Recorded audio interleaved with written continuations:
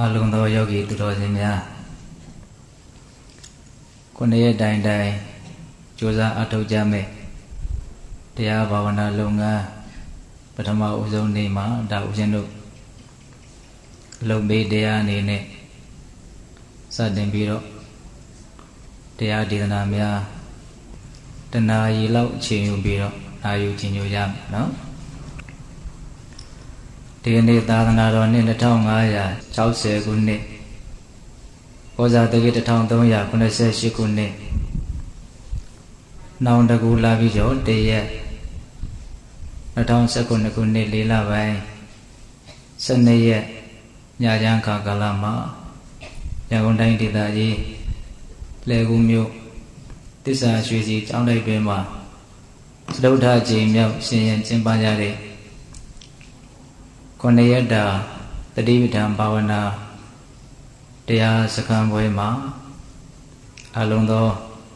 တရားဘာဝနာများကိုကြိုးစားအထောက်ကြဖို့ရောက်ရှိလာကြတဲ့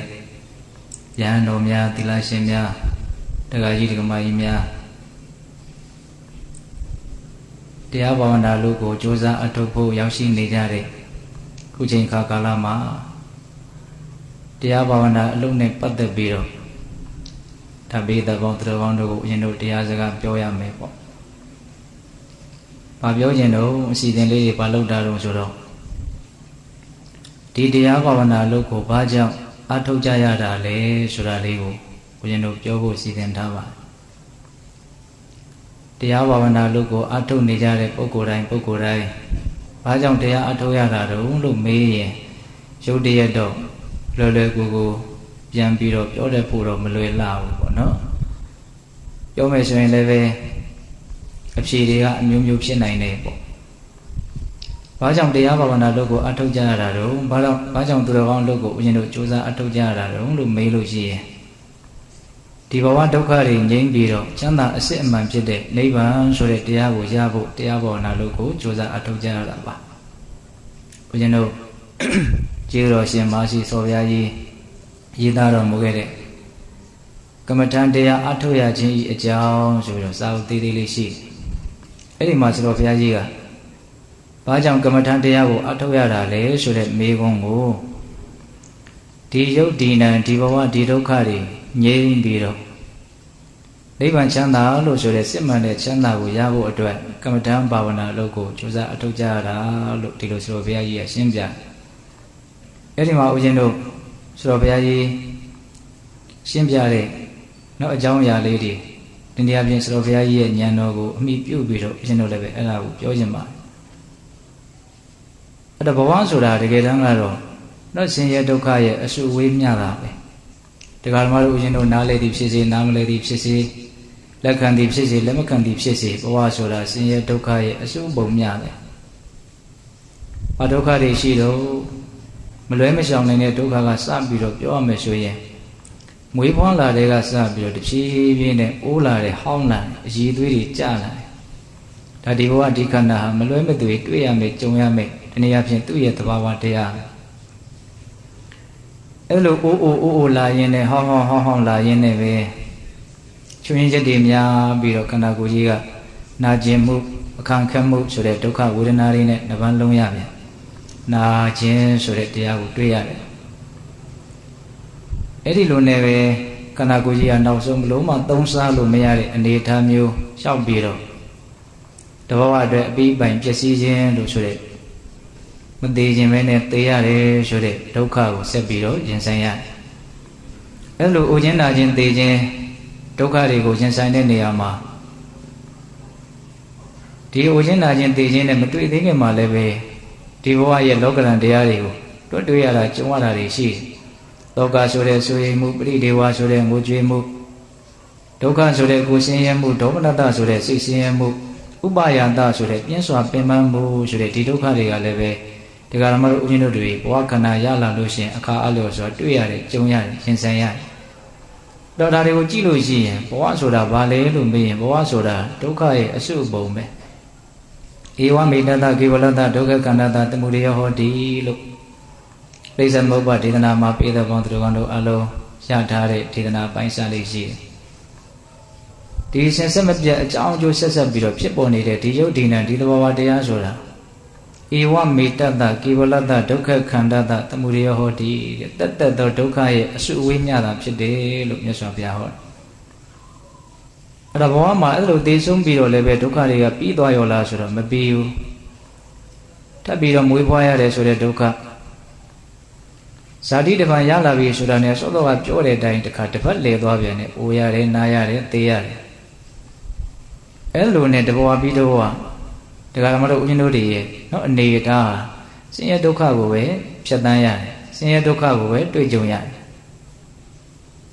ဒါနဲ့အဲ့ဒီဘဝကဘာလို့ဖြစ်ရတာတော့နော်အိုခြင်းနာခြင်းသေခြင်းဆိုတဲ့ဒီဒုက္ခတွေကဘာလို့ဖြစ်ရတာတော့လို့မေးရင်ဘဝအတိတ်တပံဖြစ်မိလို့ဇာတိဒီဟုသောအကြောင်းကြောင့်ဒီဖြစ်ပေါ်လာခြင်းဆိုတဲ့အကြောင်းတရားကိုအခြေခံပြီးတော့ကျန်တဲ့ဒုက္ခတွေဖြစ်ရတယ်ဆိုတာအလွန်မှထင်ရှားတယ်အဲ့လိုဆိုရင်ဘဝအတိတ်တပံကဘာလို့ဖြစ်ရတာတော့ဆိုတော့ဘဝရဲ့ပုံမှာမမောတဲ့တဏှာလောဘကြောင့်ဘဝအတိတ်တပံထပ်ပြီးတော့ဖြစ်ရတယ်တတဝါတို့တယောက်ကွယ်လွန်အိဋ္ဌာရောက်ခါနေမှာသူနောက်ဆုံးတွေ့ကြုံရတဲ့အာယုံဝဲဆွဲလန်းတဲ့တဏှာအခြေခံပြီးတော့နောက်ထပ်ဝိညာဉ်အတိတ်ထပ်ပြီးတော့ဖြစ်တယ်လို့နားလည်ရတယ်လောဘကိုအခြေခံပြီးတော့တနည်းအားဖြင့်ဘဝတဏှာဆိုတဲ့ဘဝရဲ့ပုံမှာမမောတဲ့လိုချင်တဲ့ဖြစ်ခြင်းနဲ့ရခြင်းနဲ့အဲ့ဒီဘဝတဏှာကိုအခြေခံပြီးတော့ဘဝအတိတ်ဖြစ်ရတယ်ဘဝအတိတ်ဖြစ်ပြီးဆိုရင်အဲ့ဒီဘဝနဲ့ပတ်သက်တဲ့ဒုက္ခတွေကိုရင်ဆိုင်တွေ့ကြုံခံစားပြီးတော့အိုရတယ်နာရတယ်သိရတယ်ဒါကြောင့်ဘဝရဲ့အနေအထားကိုကြည့်မယ်ဆိုရင်ဘဝဟာဘာလဲလို့မေးရင်ဆင်းရဲဒုက္ခအဲ့တရားဘာဝနာအထုတ်တယ်ဆိုတာအဲ့ဒီဆင်းရဲဒုက္ခတွေလုံးဝငြိမ်းပြီးတော့ချမ်းသာအစစ်အမှန်ဖြစ်တဲ့နိဗ္ဗာန်ဆိုတဲ့တရားကိုရဖို့အတွက်တရားဘာဝနာလို့ကိုစူးစမ်းအထောက်ရတာတဲ့ဒါကအမြင့်မားဆုံးရည်ရွယ်ချက်ကိုပြောတာပါဒီနေ့မှာဦးရှင်တို့ဒီဘဝတဏှာဘာကြောင့်ဖြစ်လဲဆိုတာလေးဘဝတဏှာမဖြစ်အောင်ဘယ်လိုလုပ်ရမလဲဆိုတာလေးကိုစတော်ဘုရားကြီးပေးထားတဲ့ဥမာကိုဦးရှင်ကအရင်သဘောကျလို့ပြောခြင်းဘာလို့ဘဝရဲ့ပုံမှာမမောတဲ့ဘဝတဏှာဖြစ်နေရတာတော့ဘဝကိုဘာလို့လိုချင်နေရတာတော့ဘဝနဲ့ဘယ်နဲ့ကြောင့်မခွဲမခွာခြင်းဖြစ်နေရတာတော့လို့မေးရင်ဒီယုတ်ဒီနံဒီဘဝဒီခန္ဓာရဲ့အပြစ်ကိုမမြင်တာကတကြောင်တဲ့ဟုတ်လားပြီးတော့နိဗ္ဗာန်ချမ်းသာဆိုတာဒီယုတ်ဒီနံနော်ဒီခန္ဓာဒီဘဝထက်တာလွန်တဲ့ချမ်းသာဖြစ်တယ်လို့နိဗ္ဗာန်ရဲ့ချမ်းသာကိုနော်ဒီယုတ်ဒုက္ခနံဒုက္ခထက်တာလွန်တဲ့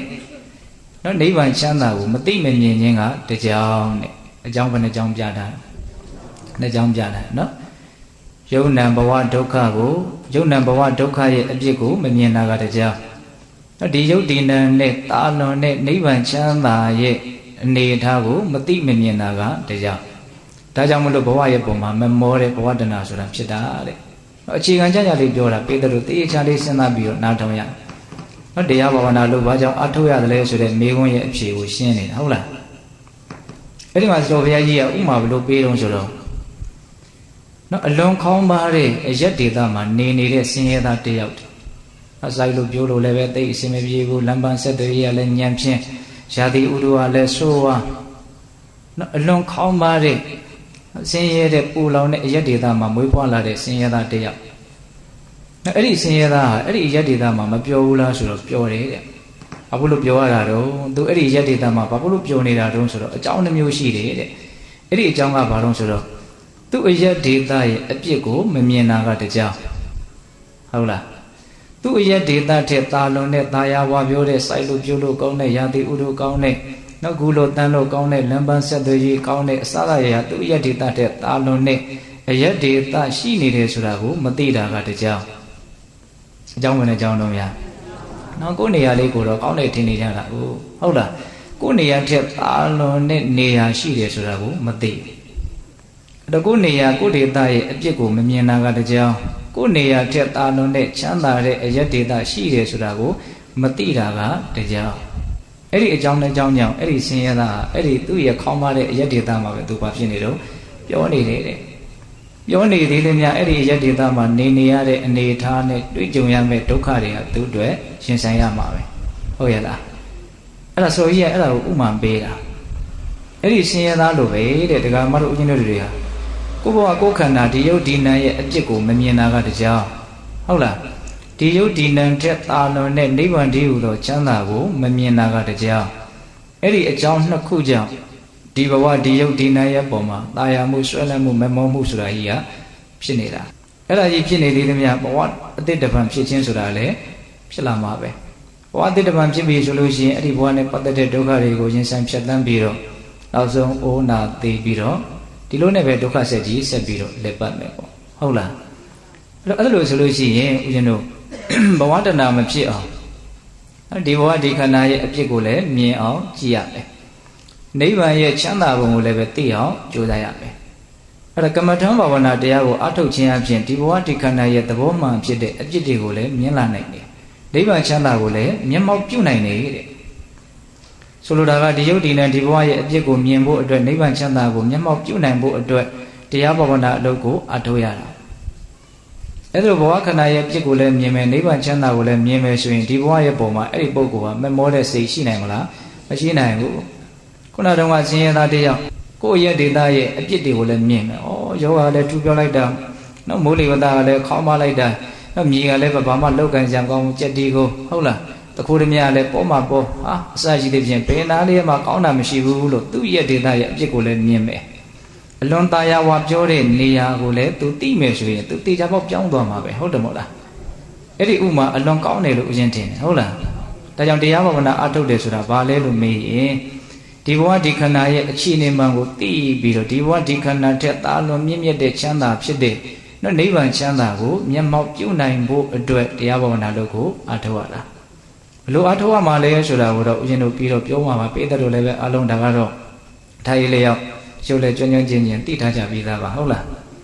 းဘာကြောင့်တရားအားထုတ်ရတာလဲဆိုတာလေးကိုတရားအားထုတ်ခြင်းစိတ်ပို့ပြီးတော့ထက်သန်သွားအောင်ပေါ့လေနော်ဒါလေးကိုဦးဇင်းတို့ပြောတယ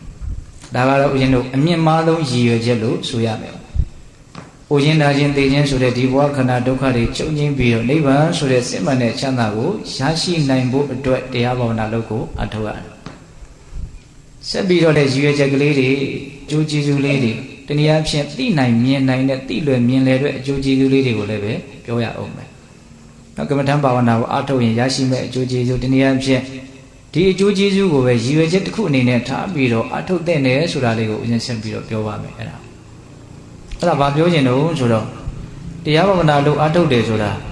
အခုလည်းပဲချမ်းချမ်းသာသာနေနိုင်ဖို့နောင်လည်းပဲချမ်းချမ်းသာသာနေနိုင်ဖို့ဆိုတဲ့အကျိုးကျေးဇူးနှစ်ရပ်ကိုညှို့ကိုပြီးတော့အထုတ်ရတယ်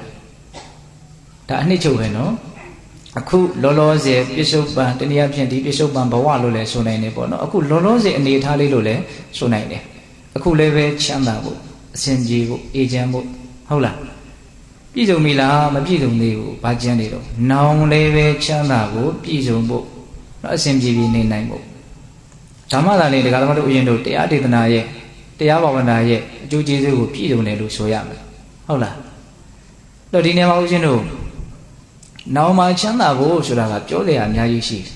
နောင်မှာချမ်းသာဖို့ဆိုတာဘာကိုရည်ရွယ်တာတော့အိုခြင်းနာခြင်းသိခြင်းလို့ဆိုတဲ့ရင်ဆိုင်ဖြတ်တန်းဖို့ခက်ခဲတဲ့အခြေအနေဆိုးတွေနဲ့တွေ့လာတဲ့အခါကိုနောင်လို့ပြောတာဟုတ်လားနောင်မှာချမ်းသာဖို့ဆိုတာအဲ့ဒါကိုရည်ညွှန်းတာဒါပဲလားမဟုတ်သေးဘူးနော်ဒီဘဝပျက်စီးသွားရင်တေချာဘဝတဏ္ဍာမကုန်သေးတဲ့အတွက်ကြောင့်ဒကာမတို့အញ្ញတွေဟာဘဝတစ်ခုကိုရလိမ့်မယ်ရပြီဆိုရင်ကောင်းတဲ့ဘဝကိုရမလားဆိုးတဲ့ဘဝကိုရမလားလို့နော်ဒုက္ခတိဒုက္ခတိလို့လားเสียကအကျဉ်းချင်းဘယ်နှမျိုးရှိတော့နှစ်မျိုးရှိတယ်ဘယ်ဘဝရတာကောင်းတော့ဒုက္ခတိဘဝကိုရတာကောင်းတာပေါ့ဘဝရရမှာချင်းအတူတူဆိုရင်တော့ဒုက္ခတိဘဝကိုရတာကောင်းတယ်ဒါထင်ရှားပြီးသားအဖြစ်တစ်ခုပါဟုတ်လားအဲ့လိုဆိုရင်နောင်ဆိုတာအဲ့ဒါကိုကြီးပဲပြောတာနော်အိုခြင်းနာခြင်းသိခြင်းဆိုတဲ့ရင်ဆိုင်ဖြတ်တန်းဖို့ခက်ခဲတဲ့အခြေအနေကိုလည်းနောင်လို့ပြောတယ်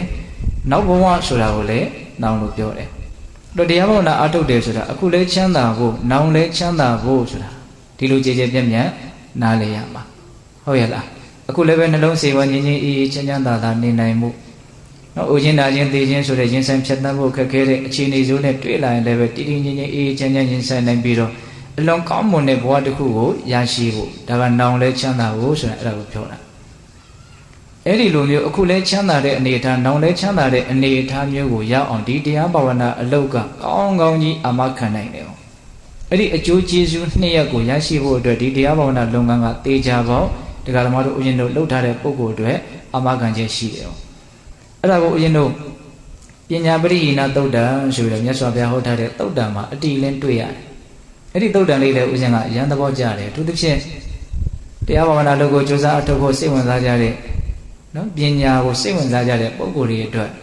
နော်အလွန်တရာမှတ်သားစရာကောင်းတဲ့တရားဒေသနာတစ်ပုဒ်ပေါ့အဲ့ဒီသုတ်တံမှာမြတ်စွာဘုရားဘာပြောလို့ဆိုတော့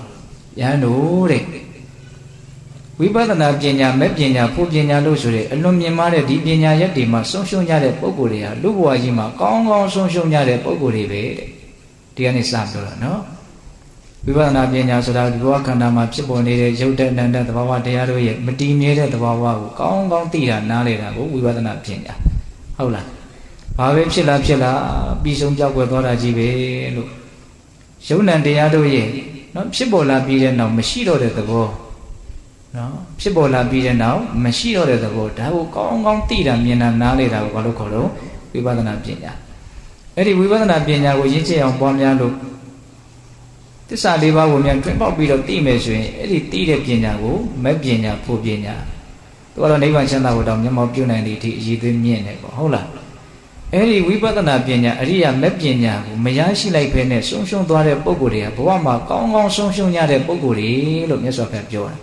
ကောင်းကောင်းဆိုတဲ့စကားလုံးကိုသုံးတယ်သူပရိဟိနာသူဆိုတာကောင်းကောင်းပဲပရိဟိနာဆိုတာဆုံးရှုံးတာဆုပ်ယုတ်တာဟုတ်လားကောင်းကောင်းဆုံးရှုံးသွားတာဒီနေရာဖြင့်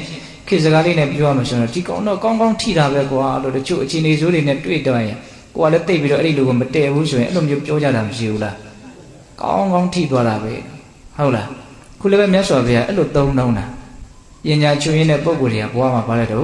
့ကောင်းကောင်းဆုံးရှုံးတဲ့ကောင်းကောင်းဆုပ်ယုတ်တဲ့ပုဂ္ဂိုလ်တွေဘာပြောလို့လဲတဲ့တိဒိဋ္ဌေဝဓမ္မေဒုက္ခဝိရတိသဝိကာတံသဥပ္ပါယတံသပရိလ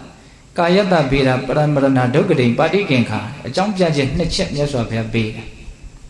ပညာဆုပ်ယုတ်တဲ့ပုဂ္ဂိုလ်တွေကကောင်းကောင်းဆုပ်ယုတ်ကြတဲ့ပုဂ္ဂိုလ်တွေလို့ဘာကြောင့်ပြောရတာတုံးဆိုရင်တဲ့အဲ့ဒီပညာမရှိတဲ့ပုဂ္ဂိုလ်အဲ့ဒီပညာကိုမရတဲ့ပုဂ္ဂိုလ်ဟာတိဒိဋ္ဌေဝဓမ္မေဒုက္ခဝိရတိလောလောဆယ်ပစ္စခမှာကိုပဲအဲ့ဒီလိုဟာစနေရဲနေရလိမ့်မယ်တဲ့တိအချက်ကပြောတော့စနေရဲနေရလိမ့်မယ်တဲ့အခုလောလောဆယ်ဘလို့ရှင်းရင်မှာတော့ရှင်းရင်ပုံရှင်းရင်ဒီကိုမြတ်စွာဘုရားစကလုံးသုံးလုံးသုံးပြီးတော့ပြောတယ်တဝိဂါတံဆင်းရဲခြင်းနဲ့တကွတဥပါယတံပင်ပန်းခြင်းနဲ့တကွတပရိလာဟံပူလောင်ခြင်းနဲ့တကွဟောသေချာမှတ်နော်ပညာမရှိတဲ့ပုဂ္ဂိုလ်ခန္ဓာရဲ့အနိစ္စသဘောကိုမသိတဲ့မမြင်တဲ့နားမလည်တဲ့ပုဂ္ဂိုလ်ဟာစနေရဲနေရမယ်ပင်ပန်းပန်းနေရမယ်ပူပူလောင်လောင်နေရမယ်နော်ကိုယ်ခန္ဓာမှာဘာဖြစ်လို့ဖြစ်နေမှမသိဘူးဒီတိုင်းကြီးပဲအမတ်တမဲ့ကြီးပဲဒီတိုင်းကြီးနေနေတယ်အဲ့ဒီအနေအထားဟာဆင်းရဲနေတဲ့အနေအထားပဲပင်ပန်းနေတဲ့အနေအထားပဲပူလောင်နေတဲ့အနေအထားပဲဒါလည်းပဲဒီအနေအထားလေးကိုသိဖို့ကလည်းတိတ်ပြီးတော့မလွယ်ဘူးလို့အရင်ထင်ပါတယ်ဟုတ်လားဒါပေမဲ့သေချာစဉ်းစားကြည့်ရင်တော့နားလည်ဖို့လွယ်ပါတယ်တော့တတိမရှိဘူးဉာဏ်မရှိဘူးဖြစ်လို့နေတယ်ဆိုရင်ဒီစိတ်ကချမ်းသာနေတာမဟုတ်ဒီစိတ်ကတက်တာနေတာမဟုတ်ဒီစိတ်ကအေးချမ်းနေတာမဟုတ်ဒီစိတ်ဘလို့ဖြစ်နေတဲ့စိတ်တို့နော်ဆင်းရဲနေတဲ့စိတ်ပဲပင်ပန်းနေတဲ့စိတ်ပဲပူလောင်နေတဲ့စိတ်ဒါကိုမြတ်စွာဘုရားတဝိဂါတံဆင်းရဲခြင်းနဲ့တကွတဥပါယတံပင်ပန်းခြင်းနဲ့တကွတပရိလာဟံပူလောင်ခြင်းနဲ့တကွဒုက္ခဆင်းရဲရဲ့ဝိရတိအဲ့ဒီလိုနေရလိမ့်မယ်တဲ့အမှန်မသိဘူးဆိုရင်အဲ့ဒီအနေထားနဲ့နေရတာတဲ့ဝမ်းနေစရာကောင်းတာကအဲ့လိုဖြစ်နေလို့ဖြစ်နေမှာကိုတကယ်တော့မဟုတ်ဦးရှင်တို့ကကောင်းကောင်းမသိဘူးနော်ကိုဆင်းရဲလို့ဆင်းရဲမှမသိဘူးကိုပင်ပန်းလို့ပင်ပန်းမှမသိဘူးကိုပူလောင်လို့ပူလောင်မှမသိပဲနဲ့ပဲနေကြတာစဉ်းစားကြည့်ရင်တော့ဒါသိနိုင်တယ်နော်လက်ခံနိုင်ပါတဲ့ဒါကဒီတိုင်းပဲဖြစ်နေတာဟုတ်လားဒါကြောင့်ပညာမရှိရင်ဆုံးရှုံးတယ်ဆိုတာအဲ့ဒါကိုပြောတာတဲ့လောလောဆယ်သူဆင်းရဲနေရတယ်ဒါတင်လားဆိုတော့မကဘူးတဲ့ကာယတ္တဗေဒပရမရဏဒုက္ခတိပါတိကင်္ခာတော့သေခြင်းကြလို့ပျက်စီးခြင်းကြလို့သေရပြီပျက်စီးရပြီဆိုရင်အဲ့ဒီပုဂ္ဂိုလ်ဟာဆင်းရဲတဲ့ဘဝပူလောင်တဲ့ဘဝဆိုတဲ့မကောင်းတဲ့ဘဝတွေကိုရောက်သွားလိမ့်မယ်တဲ့ဟောစဉ်းစားတော့ပညာမရှိလို့ရှိရင်အခုလောလောဆယ်ဆင်းရဲယုံများမကပဲနဲ့နောင်လည်းဘလို့ဖြစ်မယ်ဆင်းရဲတဲ့ဘဝကိုရောက်မယ်ဘာလို့ဆင်းရဲတဲ့ဘဝကိုရောက်သွားမယ်လို့ပြောရတာတော့ဘာလို့ပညာမရှိတဲ့လူဟာဆင်းရဲတဲ့ဘဝကိုရောက်သွားတာတော့ဆင်းရဲသေးရလို့ဆင်းရဲတဲ့ဘဝကိုရောက်သွားတာဒါကဦးဇင်းတို့အနည်းဆက်ဆုံးနော်အခိုင်အမာဆုံးအကြောင်းပြချက်နဲ့ပြောလိုက်တာဘာလို့ဆင်းရဲတဲ့ဘဝကိုရောက်သွားတာတော့ဆင်းရဲသေးရလို့ဆင်းရဲတဲ့ဘဝကိုရောက်တယ်ဒါနဲ့ဘာလို့ဆင်းရဲသေးရတာတော့ဆိုတော့သူသိုးတော်ကပြောခဲ့တယ်လေမြတ်စွာဘုရားဒီပညာမရှိရင်အဲ့ဒီလိုကဆင်းရဲပူပူလောင်လောင်ပင်ပန်းပန်းနေရမယ်လို့ပြောတာ အဲ့တော့ဘဝတစ်လျှောက်လုံးသူကစင်းရဲရဲပင်ပင်ပန်းပန်းပူပူလောင်လောင်ပဲနေလာတယ်ဆိုတော့တေဂာနိကြမှာချမ်းသာဖို့ဆိုတာလွယ်ပါမလားစဉ်းစားတော့နော်စင်းရဲရဲနေတဲ့လူဟာသေရင်သေကြပေါင်းနေပါစင်းရဲရဲသေရလိမ့်မယ်ပူပူလောင်လောင်နေတဲ့အလေးချင်းများရင်ပူပူလောင်လောင်ပဲသေရလိမ့်မယ်ပင်ပင်ပန်းပန်းနေတဲ့အလေးချင်းများရင်ပင်ပင်ပန်းပန်းပဲသေရလိမ့်မယ်မြတ်စွာဘုရားပေးထားဥပမာတစ်ခုရှိတယ်နော်တောင်ဘက်ကိုင်းနေတဲ့တစ်ပင်ကိုခုတ်လိုက်ရင်တောင်ဘက်ပဲလဲသွားမြောက်ဘက်ကိုင်းနေတဲ့တစ်ပင်ကိုခုတ်လိုက်ရင်မြောက်ဘက်ပဲလဲသွားမှာနော်ဒါသဘာဝပဲဟုတ်လား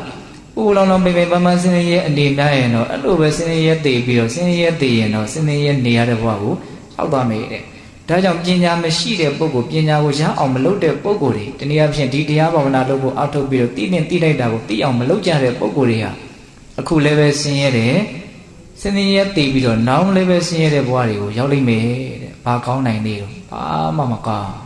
းခုလည်းဆင်းရဲတယ်နောက်လည်းဆင်းရဲတယ်ဟာအဲ့ဒါလို့မဟုတ်ဘူးစံကျင်ဘက်အနေနဲ့သတိပဋ္ဌာန်ဘာဝနာလုပ်ကိုလုပ်တဲ့အောင်သင်ပြီးတော့ဒါကိုဇွဲနဲ့လုံလနဲ့ဝိရိယနဲ့ယုံကြည်မှုအပြည့်အဝနဲ့တော့ကြိုးစားမယ်အထုတ်မယ်ဆိုလို့ရှိရင်တော့ပညာဆိုတာကိုရနိုင်တယ်နော်တရားအထုတ်တယ်ဆိုတာအဲ့ဒီပညာကိုရဖို့ရည်ရွယ်ချက်နဲ့လုပ်ကြရမှာဟုတ်လားဝါခဏရဲ့သဘောမှန်ကိုသိပြီးမတည်မြဲတဲ့သဘောဝါကိုသိလာပြီးမြင်လာပြီးနားလည်လာပြီးဆိုရင်ဒါဘာပညာရတဲ့ခေါ်တော့ဝိပဿနာပညာသူ့ကိုရင်းချအောင်ပွားများလို့သစ္စာလေးပါးကိုမြန်သိခဲ့မယ်ဆိုရင်တော့သူကတော့အမဂ္ဂံချက်ရှိသွားတဲ့အနေအထားတွေကိုရောက်သွားမယ်ပေါ့အဲ့ဒါမြတ်စွာဘုရားကအဲ့ဒီပညာရဲ့ဂုဏ်ကြီးစုကိုဘယ်လိုဆက်ပြီးတော့ပြောတော့ယဟန်တို့တဲ့ဟောဒီဝိပဿနာပညာအရိယာမက်ပညာပြည့်စုံကြတဲ့ပုဂ္ဂိုလ်တွေကလောကမှာမစွတ်ယုတ်ကြတဲ့ပုဂ္ဂိုလ်တွေဖြစ်တယ်ဒီနေရာဖြင့်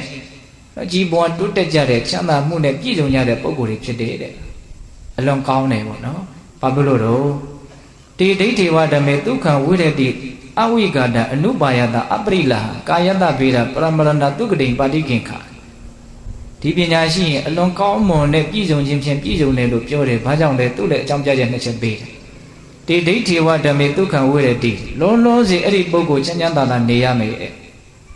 ချမ်းချမ်းသာသာနေဖို့အတွက်မြတ်စွာဘုရားကပတ်စံရှိရမယ်လို့မပြောဘူးเนาะဒီမှာပညာရှိရမယ်လို့ပြောတယ်เนาะဟုတ်တယ်မဟုတ်လားပဝန်းကျင်အတိုင်းဝိုင်းတွေကောင်းရမယ်လို့ဒီလိုမပြောဘူးဘာရှိရမယ်လို့ပြောတော့ပညာရှိရမယ်လို့ပြောတယ်ပညာရှိရင်တော့ချမ်းချမ်းသာသာနေရမယ်အသိရှိရင်ချမ်းချမ်းသာသာနေရမယ်ဘလို့ချမ်းသာမှာတော့အဝိဂတံဆင်းရဲခြင်းမရှိသောအနုပါယတံပင်ပန်းခြင်းမရှိသောအပရိလာပူလောင်ခြင်းမရှိသောဒီစကလုံးလေးတွေကိုအရှင်ကအရန်သဘောကျတယ်နော်ဆင်းရဲတဲ့ချမ်းသာတယ်ဆိုတော့မြတ်စွာဘုရားပုံပေါ်အောင်ပုံဖော်ပြတယ်နော်သူချမ်းချမ်းသာသာနေရတယ်ဘလို့နေရတော့အဝိဂတံဆင်းရဲခြင်းမရှိဘူးတဲ့ဆင်းရဲခြင်းမရှိဘူးဆိုချမ်းသာတယ်ပေါ့အနုပါယတံပင်ပန်းခြင်းမရှိဘူးတဲ့ပင်ပန်းခြင်းမရှိဘူးဆိုဘာဖြစ်တော့သက်သာတယ်ပေါ့အရက်သုံးစကားနဲ့ပြောရမယ်ဆိုရင်ဇိမ်ကြတယ်ပေါ့ဟုတ်လားပင်ပန်းမှုမရှိဘူးတက်တောင့်တက်တာ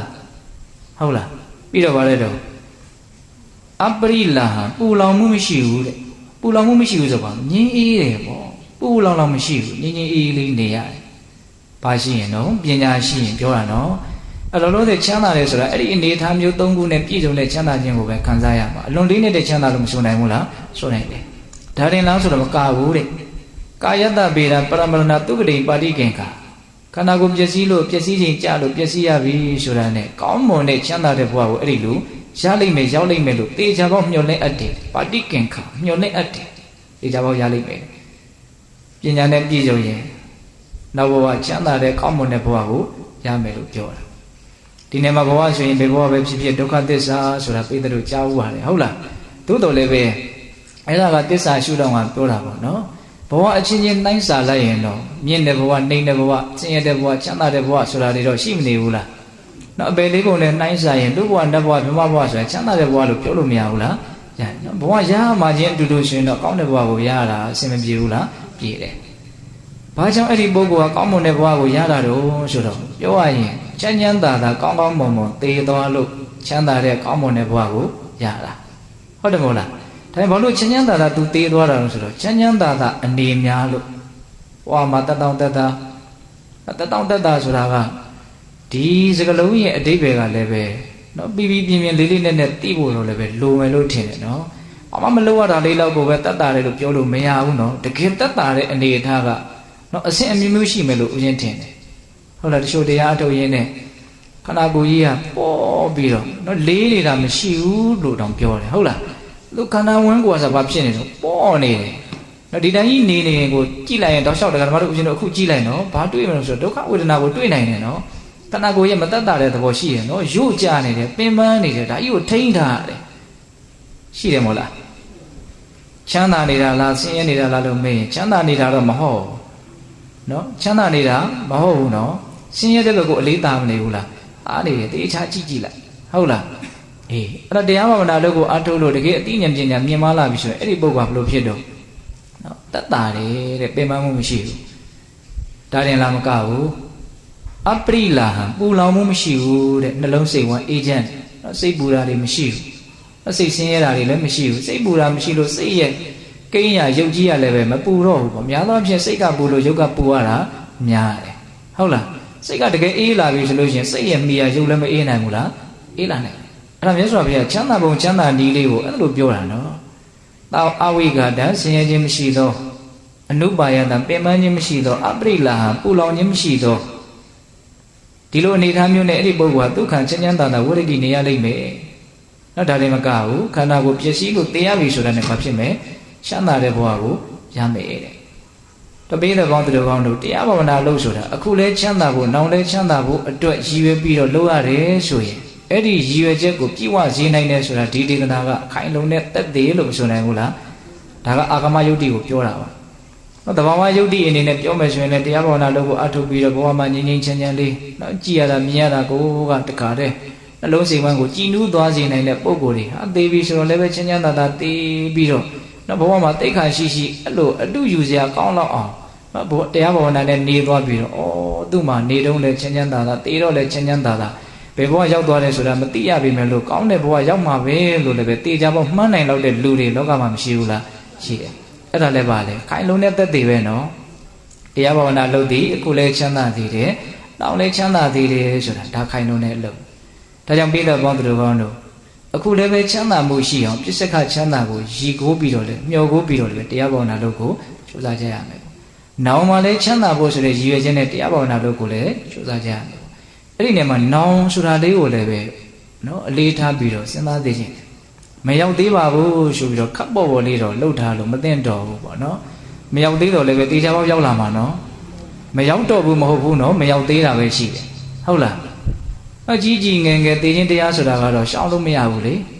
ေနော်နာချင်းတရားကလည်းပဲရှောင်လို့မရပါဘူးဟုတ်လားဒီနေ့ကဦးဇင်းတို့ပေးတဲ့ပေါင်းတော်အောင်တို့အလွန်ဟိုစဉ်းစားစရာကောင်းတဲ့လက်စွာပဲပြောပြတယ်နော်တရားဘာဝနာရဲ့စွမ်းရည်တတိအနေထားလေးတွေကိုဦးဇင်းနဲ့ပြောကြည့်ခြင်းလက်စွာဘုရားဘာပြောတော့ဆိုတော့အိုးလာတဲ့နားလာတဲ့အခါမှာနော်သူတော်ကောင်းတရားအလုပ်ကိုလုပ်ဖို့ဆိုတာမလွယ်ဘူးလို့အဲ့ဒီလိုဟောတာတစ်ချက်ရှိတယ်အိုလာနာလာတဲ့အခါမှာသူတော်ကောင်းတရားကိုမြန်သိထားတဲ့အသိရှိမယ်ဆိုရင်တော့အဲ့ဒီပုဂ္ဂိုလ်ဟာအိုခြင်းနာခြင်းကသူ့ကိုကောင်းကောင်းမနှိမ့်ဆက်နိုင်ဘူးဆိုတဲ့အဓိပ္ပာယ်မျိုးနဲ့အိုလာနာလာတဲ့အခါမှာတရားသိတဲ့ပုဂ္ဂိုလ်ဟာချမ်းချမ်းသာသာနေနိုင်တယ်လို့ဒီလိုဟောတာလည်းရှိတယ်။ဒါကဒီစကားနှစ်ရက်ကဒကာသမားတို့ဦးဇင်းတို့အိုကြရနာကြရမယ်သိကြရမယ်ပုဂ္ဂိုလ်တွေအတွက်တော့မကြာခဏစဉ်းစားဆင်ခြင်တဲ့အနေအထားတစ်ခုလို့မဆိုနိုင်ဘူးလား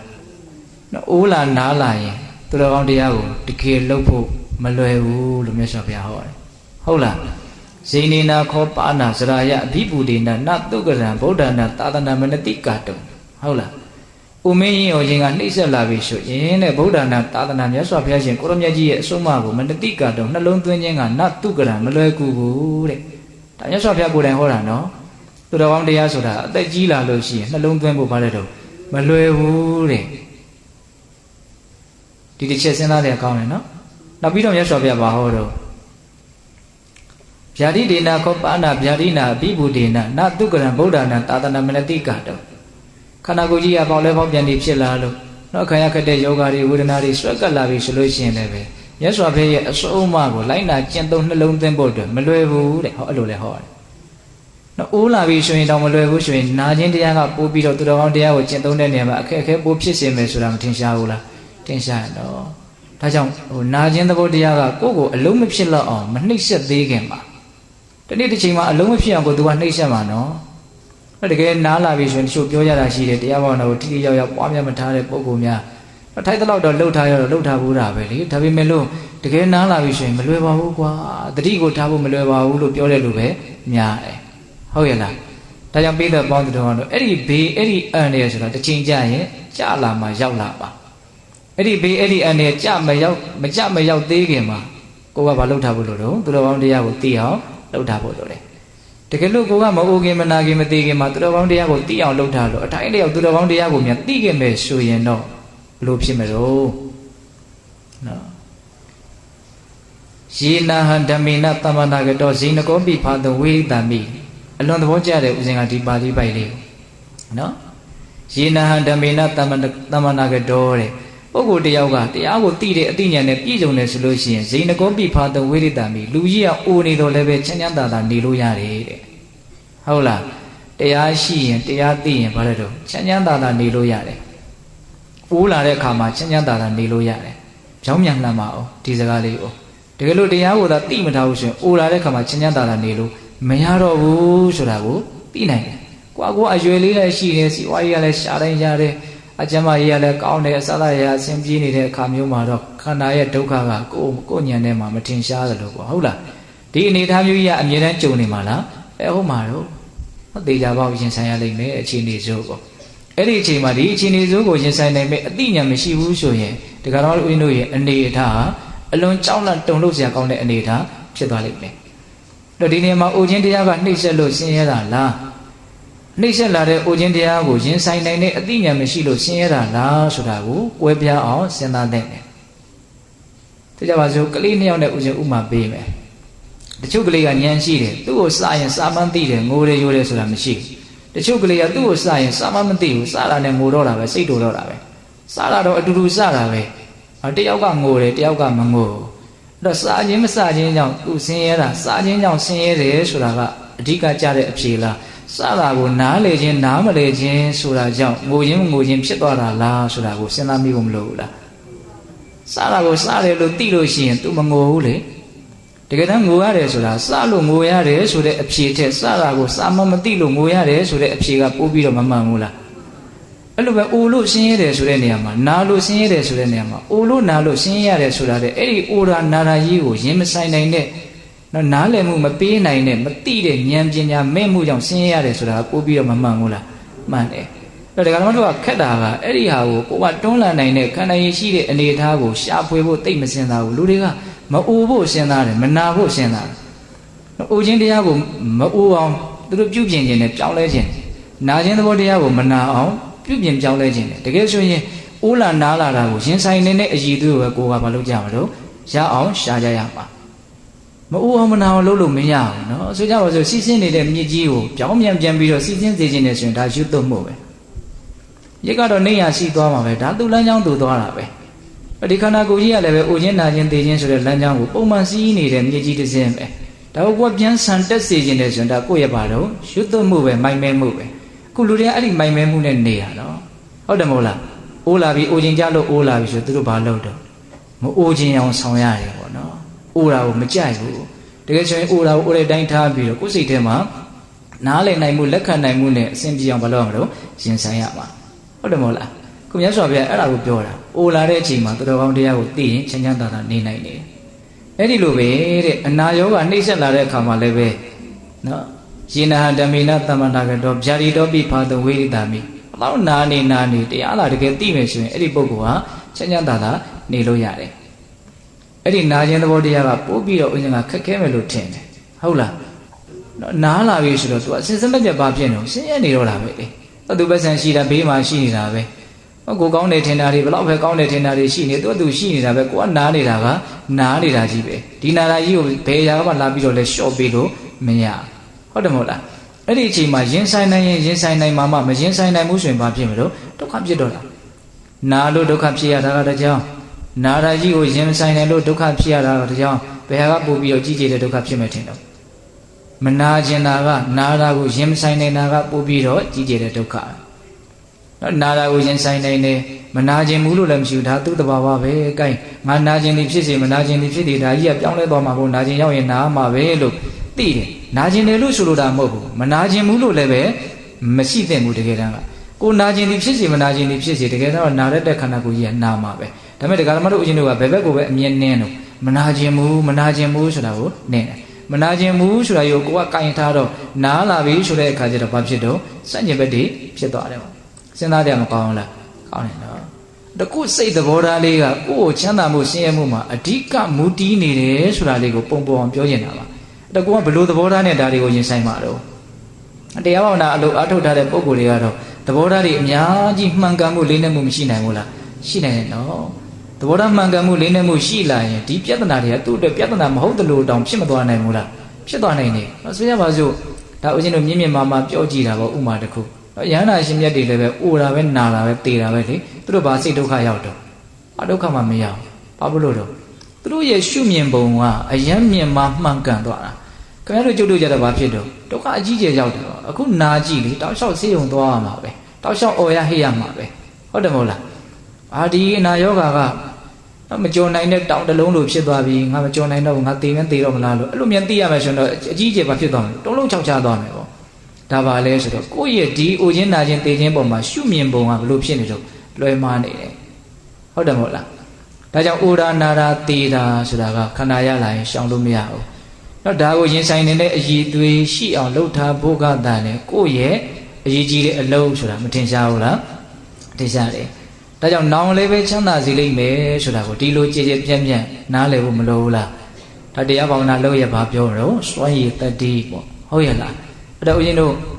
နတ်တရားဘာဝနာလုပ်ရစွမ်းရည်တတိတနည်းအားဖြင့်တရားအထုတ်ခြင်းရဲ့ရည်ရွယ်ချက်တနည်းအားဖြင့်ဘာကြောင့်တရားအထုတ်ရတာလဲဆိုတဲ့မိကွန်းရဲ့အဖြေတွေလို့လည်းပဲဆိုနိုင်ပါတယ်၃ချက်ပြောလိုက်တယ်ဦးဇင်းဟုတ်လားကျန်တဲ့အချိန်လေးမှာဦးဇင်းတို့တရားအထုတ်ပုံအထုတ်နည်းလေးပြောမလို့ဦးဇင်းကအချိန်ချန်ထားတယ်ဟုတ်လားခုပြောခဲ့တာလေးကိုဦးဇင်းပြန်ပြီးတော့နှိမ့်ထုတ်ကြည့်မယ်နော်ဘာကြောင့်သူတော်ကောင်းတရားကိုကြိုးစားအထောက်ရတာတော့ဒီခန္ဓာရဲ့အကြောင်းကိုဘာကြောင့်သိအောင်တတိနဲ့ဒလဇက်ကပ်ပြီးတော့သိနေအောင်နေတဲ့နည်းကိုကြိုးစားရတာတော့လို့မေးရင်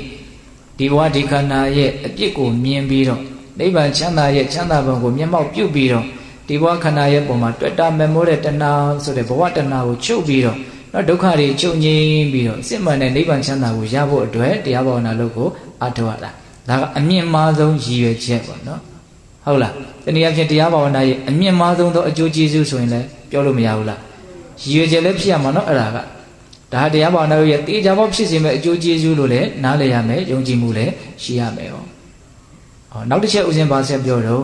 ့တရားဘာဝနာကိုကြိုးစားအထောက်လို့ရှိရင်အခုလည်းပဲချမ်းသာတယ်နောင်လည်းပဲချမ်းသာမယ်ဟုတ်လားတရားဘာဝနာလုပ်ကိုအာမထုတ်ရင်အခုလည်းပဲဆင်းရဲမယ်နောင်လည်းပဲဆင်းရဲမယ်အခုဆင်းရဲတယ်အခုချမ်းသာတယ်ဆိုတာကိုအကျေရှင်းပွဲမရှိပြီမလို့နောင်ချမ်းသာလိမ့်မယ်နောင်ဆင်းရဲလိမ့်မယ်ဆိုရင်နောင်ဆိုတာနဲ့ပတ်သက်ပြီးတော့ဦးဇင်းအများကြီးပြောလိုက်ဘူးလားနောင်ဆိုတာမှပြောတာတော့အိုးလာနားလာသေလာတဲ့အခါပြီးတော့နောက်ရရှိမယ်ဘဝဒါပါလေနောင်ပေါ့ဟုတ်တယ်မို့လားဒါကြောင့်နောင်ဆိုတာကိုလည်းပဲအလေးထားဖို့မလိုဘူးလားလိုတယ်နော်အော်ဆိုနောင်ဆိုတာကြီးကိုတခါမှတော့ဦးဇင်းတို့တွေကဇက်သိမ်းနိုင်တဲ့အနေထားမရှိသေးဘူးဟုတ်လားဘာလို့ဆိုအခုဖြစ်နေတာကိုနားမလည်တဲ့အတွက်ကြောင့်အခုဖြစ်နေတာပုံမှာတွေ့တာမဲ့မောမှုကရှိနေတယ်ဒါကြောင့်အနာဂတ်နောင်ဆိုတာကြီးကတေချာပေါက်ဆက်ပြီးတော့တွေ့ရလိမ့်မယ်ကြုံရလိမ့်မယ်ဟုတ်လားဒါကြောင့်အခုလည်းပဲချမ်းသာဖို့နောင်လည်းပဲချမ်းသာဖို့ဆိုတဲ့ဒီအကျိုးကျေးဇူးဟာအလွန်တရာမှလိုချင်စရာရခြင်းစရာအကျိုးကျေးဇူးလို့ဆိုနိုင်ဘူးလားဆိုနိုင်တယ်ဒီလိုမျိုးရည်ရွယ်ချက်တွေနဲ့ဒီလိုမျိုးအကျိုးကျေးဇူးရှိတဲ့တရားဘာဝနာလို့ကိုအထောက်ကြတာဒါကိုစိတ်ထဲကယုံကြည်တယ်ဆိုရင်ဘာလို့ခေါ်မလို့တရားတရားပေါ့နောက်သူတော်ကောင်းတရားဒီအကျိုးကျေးဇူးကိုတေချာပေါက်ပေးလိုက်မယ်လို့ယုံကြည်ရင်ဒါပါလေတရားတရားအဲ့ဒီတရားတရားကဘာကိုဖြစ်စေမလို့ထင်တော့ကြိုးစားမှုဝရိယကိုဖြစ်စေလိမ့်မယ်နော်တရားတရားပေါ်မှာမူတည်ပြီးတော့ဝရိယကအကြီးအသေးဖြစ်တာအဲ့ဒီဝရိယကဘာကိုဆက်ဖြစ်စေမလို့ထင်တော့တတိကိုဆက်ဖြစ်စေလိမ့်မယ်နော်ဘလို့ကြိုးစားမှာတော့တတိနဲ့ကြိုးစားမှာဆိုတတိရှိအောင်သူမွေးမြူမယ်ယုံကြည်မှုထက်သန်ရင်ဝရိယထက်သန်မယ်ဝရိယထက်သန်ရင်တတိထက်သန်မယ်တတိထက်သန်ရင်ဘာတွေထက်သန်လာမယ်ထင်တော့တမာတိထက်သန်လာမယ်တည်ငြိမ်မှုစွဆိုင်မှုရှိလာတယ်တမာတိထက်သန်လာရင်ဘာထက်သန်လာမယ်ထင်တော့ပညာရှင်းရှင်းလင်းလင်းသိလာတယ်မြင်လာတယ်နားလည်လာတယ်နောက်တမာတိကမှန်မလို့ပဲမြင်ကွင်းကိုသူဘာလုပ်ပေးမယ်တော့အသေးစိတ်သိအောင်လုပ်ပေးလိမ့်မယ်ဟုတ်လားဒါကြောင့်ဦးဇင်းတို့အခုပြောလိုက်တာဒါဘုံ၅ပါးပဲလေအခုပြောနေတဲ့တရားဘာဝနာရဲ့စွမ်းရည်တတ္တိကိုယုံကြည်တယ်ဆိုရင်စေတနာမြတ်သုံးပါးကိုယုံကြည်ရဲလို့ပြောတာ ਨੇ တူတူပဲဟုတ်တယ်မို့လားဒါပါခေါ်တော့တရားတရားအဲ့ဒီတရားတရားထက်ရင်ထက်တဲ့လောက်ကြိုးစားအထောက်မှုထက်မယ်ကြိုးစားအထောက်မှုထက်ရင်ထက်တဲ့လောက်တတိတွေစိတ်မယ်တတိတွေစိတ်ရင်စိတ်တဲ့လောက်တမာတိတွေကောင်းမယ်တမာတိတွေကောင်းရင်ကောင်းတဲ့လောက်အမြင်ဟာကြည်လင်ပြတ်သားမယ်သဘောပေါက်ရလားဗျာအေးဒါကဦးဇင်းတို့ဘာကြောင့်တရားဘာဝနာလုပ်ကိုအထောက်ရတယ်လဲဆိုတဲ့အပိုင်းလေးကိုပြောတာအဲ့လို့ဆိုရင်ဦးဇင်းတို့ဒီ9ရက်တာမှာဘလို့ကြိုးစားအထောက်ကြမလို့ဒီထဲမှာတခါမှအာမထုတ်ဘူးသေးတဲ့လူတွေပါတယ်လို့နော်တရားဘာဝနာလုပ်ကိုစွဲစွဲမြဲမြဲအထောက်ပြီးတော့အတိုင်းလေးအောင် နော်သိမြင်နားလည်ရင်းကျက်မှုရှိနေတဲ့လူတွေလည်းပါတယ်ပေါ့အဲ့လိုမျိုးကိုလမ်းကြောင်းလေးနဲ့ကိုတန်းနေအောင်ရှောက်တက်ပြီးသားပုံကိုယ်တွေအတွက်တော့ဘာမှပြောစရာမလိုပါဘူးရှောက်နေကြလမ်းလေးတိုင်းဆက်ပြီးတော့ရှောက်နေဖို့ပါပဲသဘောပေါက်ရဲ့လားလမ်းလေးကမှန်းနေပြီဆိုရင်ဘာလို့ဖို့လို့တော့မရောမချင်းရှောက်အောင်ရှိတော့တာပဲလေနောက်ထပ်လမ်းလေးထက်ရှားနေစရာမလိုဟုတ်တယ်မဟုတ်လားဒီလမ်းပဲလေဒါကြောင့်ရှောက်နေကြတဲ့ပုံကိုယ်တွေနော်ကျွမ်းကျင်နေတဲ့ပုံကိုယ်တွေနီလန်တက်မှတ်မှန်ကန်ဆိုအထုတ်တက်နေတဲ့အထုတ်နေကြပုံကိုယ်တွေအတွက်တော့ဦးဇင်းတော်ကဘာမှပြောစရာမလိုကိုယ့်အကိုရှောက်နေကြလမ်းကြောင်းလေးတိုင်းနော်ဇွဲလုံးလာဝရိယထက်ထက်တန်းတန်းနဲ့တရားတရားကိုတွတ်တက်စေပြီးတော့ကြိုးစားနေဖို့ပါပဲဟုတ်လားအဲ့တော့ပြောချင်တာကဘာပြောချင်တာတော့အကျွမ်းကျင်ညာလေးတဲ့ပုံကိုယ်တွေအခုမှစပြီးတော့အထုတ်မယ်ဆိုတဲ့ပုံကိုယ်တွေအတွက်တော့ပြောရလိမ့်မယ်ဟုတ်လားအဲ့ဒါကိုဦးဇင်းတို့သဘောကျတာကဘာလဲဆိုတော့မဟာသတိပဋ္ဌာန်သုတ်တန်ကြီးပါပဲနော်မဟာသတိပဋ္ဌာန်သုတ်တန်ကြီးမှာလာတဲ့အကြောင်းအရာလေးတွေကိုပဲအထုတ်နီးအနေနဲ့ဒါဓမ္မတို့ဦးဇင်းတို့ပြောတာပါဟုတ်လားတော့ထိုင်နေတဲ့အချိန်မှာအထုတ်မယ်ဒါလေးကရင်စပြောမယ်နော်ဘယ်လိုအထုတ်မလို့ထိုင်နေတဲ့အချိန်မှာဒီဝင်လေထွက်လေကြောင့်ဖြစ်ပေါ်နေတဲ့ထိမှုကိုဒလဇက်သိနေအောင်ကြိုးစားနေဖို့ပဲဒါအနှစ်ချုပ်ကဒါပဲဝင်လေဝင်တိုင်းနာသီပြတနေရာမျိုးထိခိုက်ပုတ်တက်ပြီးတော့ဝင်သွားပဲထွက်လေထွက်ရင်လည်းနာသီပြတနေရာကိုထိခိုက်ပုတ်တက်ပြီးတော့ထွက်သွားမှာပဲအဲ့ဒီထိခိုက်တဲ့နေရာအရက်ကလေးကိုစိတ်ဆိုင်ပြီးတော့ဝင်လေဝင်တိုင်းသိနေအောင်ကြိုးစားရမယ်ထွက်လေထွက်တိုင်းလည်းသိနေအောင်ကြိုးစားရမယ်စိတ်ကဘယ်မှာစိုက်မလဲဆိုရင်ထိမှုသဘောလေးမှာစိုက်ပြီးတော့ဟုတ်လားဒီထိမှုကိုပဲဒလဇက်ဘာလို့ရမလို့တတိထားပြီးတော့နေရဝင်လေဝင်တိုင်းထိတယ်ထိတိုင်းသိအောင်ကြိုးစားရမယ်ထွက်လေထွက်တိုင်းထိတယ်ထိတိုင်းသိအောင်ကြိုးစားရမယ်ဒါကလုံနေကြအလုံးမဟုတ်တဲ့အတွက်ကြောင့်အခက်အခဲကတော့တွေ့ရလိမ့်မယ်ကြုံရလိမ့်မယ်လုပ်ငန်းကြီးကလုံတက်ဖို့ခက်ခဲလွန်းလို့ကိုခက်သွားတာမဟုတ်ဘူးလုံနေမကြလို့ကိုကဒါကိုအသားမကြလို့ခက်ရတဲ့အပိုင်းကပိုများတယ်ဆိုတာကိုလည်းနားလည်ဖို့လိုတယ်ဟုတ်လားဒါကြောင့်မကျွမ်းမကျင်မချင်းငါဇွဲနဲ့လုံလနဲ့ဝရိယနဲ့လုံမယ်ဆိုတဲ့စိတ်ရှိဖို့လိုတယ်နော်အဲ့ဒီစိတ်နဲ့ကြိုးစားလို့ရှိရင်တဖြည်းဖြည်းနဲ့ကျွမ်းကျင်မှုလိမ္မာမှုနားလည်မှုတွေများပြီးတော့ကိုယ့်အတွက်အဖြစ်လာနိုင်တော့ပေါ့ပါပါလွယ်လွယ်ကူကူဖြစ်လာနိုင်တယ်နော်ထိုင်တော့အထုတ်တဲ့ဤကတော့ဒါပဲဘာမှကြည်ကြဲပြန့်ပြန့်ပြောစရာမရှိဘူးဟုတ်လားဝင်လေဝင်တိုင်းထိတယ်ထိတိုင်းသိအောင်ကြိုးစားရမယ်ထွက်လေထွက်တိုင်းထိတယ်ထိတိုင်းသိအောင်ကြိုးစားရလိမ့်မယ်ဝင်လေထွက်လေကလည်းနော်ရက်နေတဲ့နားနေတဲ့အချိန်လည်းမရှိဘူးလေဝင်လေနဲ့ထွက်လေရဲ့ကြားထဲမှာဝင်လေထွက်လေကိုသတိထားမှများရင်တော့ခဏကလေးနော်ရက်တက်နေတဲ့အချိန်မျိုးလေးဒါမျိုးလေးတွေလည်းရှိတယ်အဲ့ဒါကိုလည်းပဲသိအောင်တော့ဘာလို့ရမလို့ကြိုးစားရမယ်ဝင်လေနဲ့ထွက်လေကြားထွက်လေနဲ့ဝင်လေကြားထဲမှာဘလို့အခြေအနေလေးဖြစ်ပေါ်နေလေဖြစ်နေတဲ့အခြေအနေလေးကိုဘာလို့ရမလို့သိနေအောင်ကြိုးစားရမယ်ပြောချင်တာကဒီနှာသီးပြားကိုပဲအာယုံပြုတ်ပြီးတော့ဝင်လေဝင်နေတယ်ဆိုရင်လည်းဝင်နေတယ်လို့သိထွက်နေတယ်ဆိုရင်လည်းထွက်နေတယ်လို့သိတော့စိတ်ကဘယ်မှာစိုက်ထားမလဲဆိုရင်စိတ်ဆိုင်စရာနေရာလေးကလည်းရှိဖို့လိုတယ်ဟုတ်လားဘယ်မှာစိုက်မလို့ထိခိုက်တဲ့အရက်ကလေးမှာစိတ်ဆိုင်ပြီးရင်နောက်နေ့တွေမှာဦးဇင်းတို့ကဒီဝင်လေထွက်လေထိမှုသဘောကိုသိနေတဲ့အချိန်မှာအခက်အခဲကဘာတွေရှိနေလဲဘာတွေကိုဘယ်လိုလေးဆက်ပြီးတော့သိရမယ်ဆိုတာလေးကိုတော့အသေးစိတ်စက်မိသလိုပြောမှာပါဟုတ်လား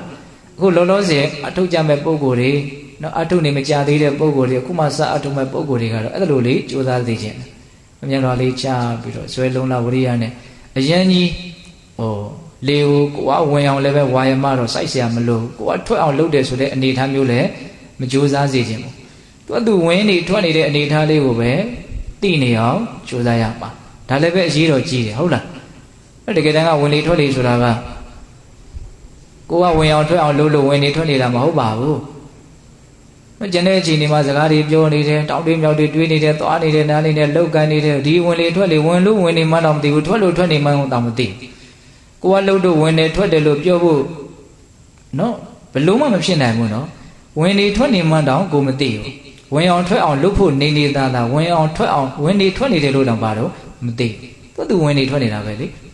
အိပ်ပြုံနေတဲ့အချိန်လဲဝင်နေထွက်နေတာမရှိဘူးလားရှိတယ်လေဒါသူဝင်နေခန္ဓာကိုယ်ကြီးကသူ့ရှင်တန်ရေးတွေသူအလုံးလုံးနေတာပဲဒါကမွေးရရစာလုံနေတာပဲဟုတ်တယ်မဟုတ်လား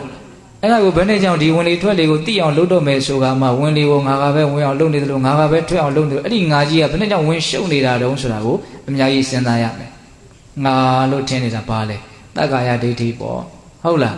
းဒါကြောင့်သူ့အလုပ်သူလုပ်နေတဲ့ဒီဝင်လေထွက်လေကိုကိုကဘေးကနေပြီးတော့နော်ထိုင်ပြီးတော့အေးအေးဆေးဆေးကြည်နေတယ်လို့မျိုးလေကြည်နေဖို့သိနေဖို့ဒါပဲဟုတ်တယ်မဟုတ်လားဒါကြောင့်ဝင်လေထွက်လေကိုလှုပ်ပြီးတော့မရှူပါဘူးဟုတ်လား ဘာလို့ရမလို့သူပုံမှန်လေးဝင်နေထွက်နေတာလေးကိုဝင်အောင်ထွက်အောင်ဝါယမစိုက်တဲ့အပိုင်းဘာမှမရှိရဘူးကိုဝါယမစိုက်ရမှာကဘာလဲလို့မေးရင်ဝင်လေထွက်လေကိုတိနေအောင်လုပ်တဲ့အပိုင်းမှာတော့အကြီးကျယ်ဝါယမစိုက်ရလိမ့်မယ်ဟုတ်လားဒါကဦးဇင်းတို့ထိုင်လုံးလုပ်ရမယ်လုပ်ငန်းစဉ်ပေါ့တချို့ဝရိယတကယ်ထက်သန်တဲ့ပုံကိုယ်တွေကြတော့ကျန်တဲ့ဣရိယာပုတ်တွေမှာလည်းပဲဒီနှာသီးများကိုစိတ်ဆိုင်ပြီးတော့နေတဲ့နည်းနဲ့ကြိုးစားကြတယ်လည်းရှိတယ်တဲ့ဦးဇင်းတို့လည်းဒီစတော်ဘုရားကြီးရေးတဲ့အာနာပါနဒိမတိဆိုတာရှိတယ်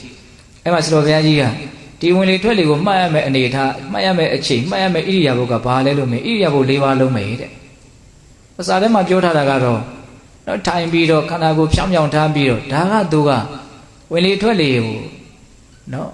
်ကောင်းကောင်းဒီထိုင်တဲ့ဣရိယာပုတ်နဲ့မှတ်တဲ့နည်းကိုပဲပြောတာကျန်တဲ့ရက်နေတဲ့ချိန်သွားနေတဲ့ချိန်လျောင်းနေတဲ့ချိန်မှာမမှတ်ရဘူးအဲ့ဒီနည်းနဲ့ဝင်လေထွက်လေကိုမမှတ်ရဘူးလို့ဆိုလိုတာမဟုတ်ဘူးသဘောပေါက်ဖို့လိုတယ်နော်ဘယ်အချိန်မှပဲဖြစ်ဖြစ်ကိုစွမ်းနိုင်တယ်ဆိုရင်ဒီဝင်လေထွက်လေကြောင့်ဖြစ်ပေါ်နေတဲ့ထိမှုရဲ့အပေါ်မှာတတိကပ်ပြီးတော့ထားဖို့မလိုဘူးလားလိုတယ်အဲ့လိုထားနိုင်မယ်ဆိုရင်တော့ဒါပြီးပြီတနည်းတည်းနဲ့ဒီတိုင်းလှုပ်သွားတာနဲ့ကိုယ်ဇွဲလုံးလားဝရိယကြီးရင်ကြီးသလောက်အကျိုးကျေးဇူးကိုရရှိမှာပဲနီလန်းအနေနဲ့ဘာခက်ခဲမှုရှိလဲမရှိဘူးဒါပေမဲ့ဝရိယအနေနဲ့တော့အများကြီးဆက်ရလိမ့်မယ်နော်အဲ့ဒီဝရိယကြီးမအောင်ဇောတွန်းအားပေးမလို့တင်တော့ဒီလုပ်ငန်းရဲ့အကျိုးကျေးဇူးကိုယုံကြည်တဲ့တတ္တတရားဘယ်လောက်ယုံကြည်ထားလဲဒီလုပ်ငန်းကဒုက္ခတွင်းတွေကတကယ်ဆွဲထုတ်မှာနော်ဒုက္ခဒီကိုရောက်အောင်တကယ်ပို့မှာလို့ကိုဘယ်လောက်ယုံလဲယုံရင်ယုံတဲ့လောက်လုံးမှာနော်မယုံရင်မယုံတဲ့လောက်မလုံးယုံမှုကရော့ရဲဆိုရင်လုံးမှုကလည်းရော့ရဲရဲပဲဟုတ်လားအေးဒါကြောင့်ဦးဇင်းတို့ပြေးတဲ့ကောင်ထိုင်လုံးမှာဘာလုပ်ရမလို့ဝင်လေထွက်လေကိုမှတ်ရမယ်တော့ကျန်တဲ့အချိန်တွေမှာဦးဇင်းတို့ဘာပြောချင်တော့ဆိုတော့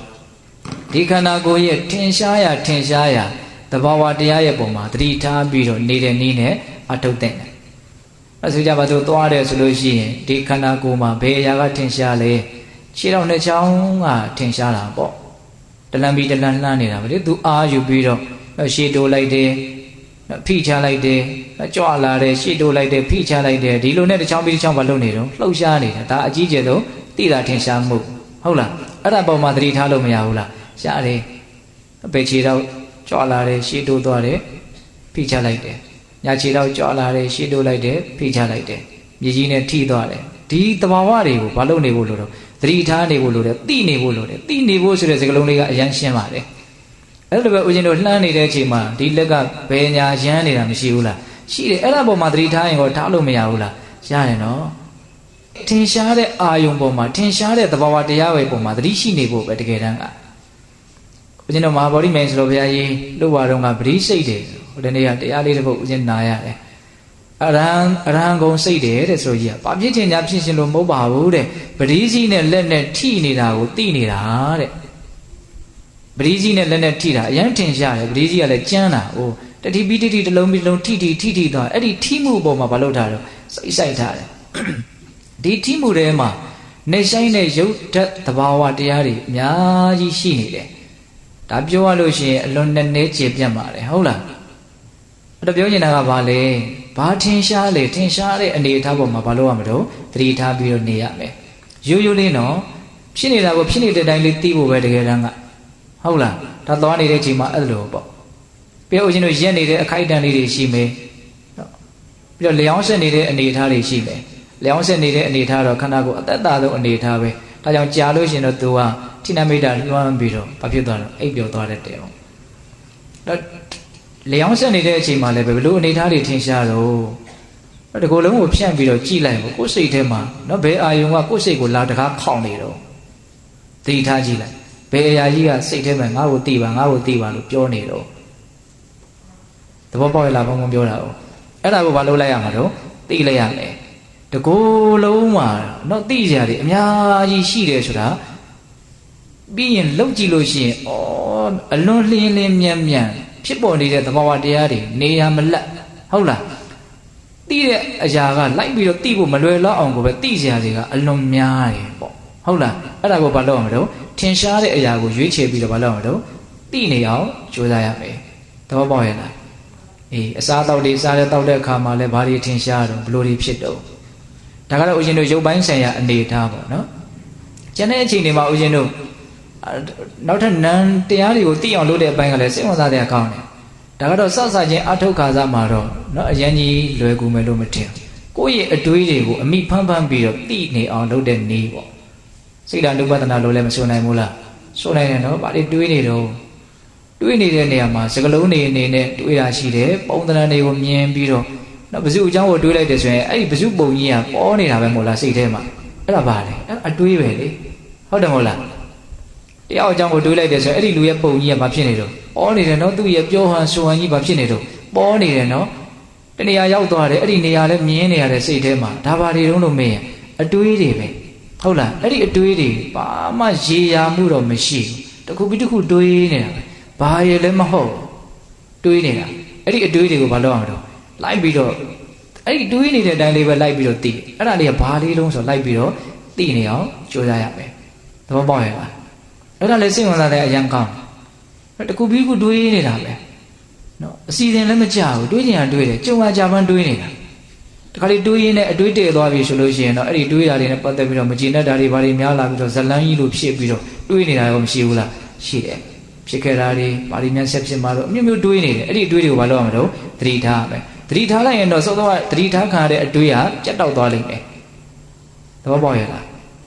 းအဲ့ဒီနီးနဲ့လည်းပဲစူးစမ်းဖို့မလိုဘူးလားလိုတယ်နော်နောက်ပြီးတော့ဦးဇင်းတို့ခံစားချက်ဝေဒနာတွေဆင်းရဲတာတွေချမ်းသာတာတွေစိတ်တိုင်းကြတာတွေမကြတာတွေရှိတယ်အဲ့ဒါတွေကိုလည်းဘာလုပ်ရမလို့သတိထားရမယ်အဲ့တော့အနှစ်ချုပ်ပြောရရင်တော့ကျန်တဲ့အခြေအနေမှာနော်ရုပ်ပိုင်းဆိုင်ရာနာမ်ပိုင်းဆိုင်ရာဘယ်သဘာဝတရားပဲဖြစ်ဖြစ်ထင်ရှားတဲ့သဘာဝတရားရဲ့ပုံမှာအမှန်အကန်ဘာလုပ်နေရမလို့သိနေရမယ်အဲ့ဒီဖြစ်နေတာလေးကိုဖြစ်နေတဲ့အတိုင်းလေ